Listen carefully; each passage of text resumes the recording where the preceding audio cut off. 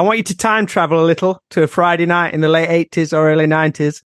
You head into the video store. It doesn't have to be Quentin Tarantino's.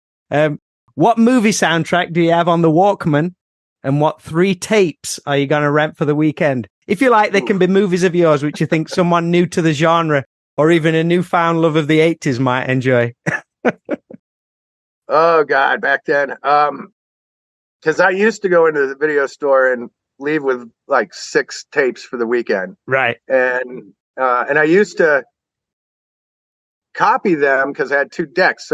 But I'd copy at that EP speed. Okay. Where you could put like 6 movies on a tape, but then like a few months later you're watching them again and the quality is just horrible. So yeah. Soundtracks wise, well, I was a geek. I collected all the soundtrack records back then. So right. I had all the John Williams soundtracks and John Carpenter soundtracks and Goblin soundtracks and stuff. So I had pretty much all of that stuff. I mostly had them on vinyl, though. Right. I should have had more on the Walkmans, but I really liked the big vinyl kind of movie posters on the records. Yeah. So movie-wise back then, God, it was a lot of that was what I hadn't seen in theaters and what my parents wouldn't let me see. So, I definitely The Hills Have Eyes. The first one, probably Piranha. Nice. Humanoids from the Deep.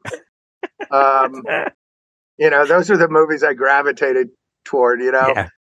And most of them, with Humanoids from the Deep or whatever, something that would have nudity and gore, so.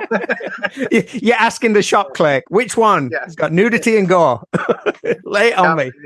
Just point right to that. Actually, I was the guy telling them what to get in at the store at the local place.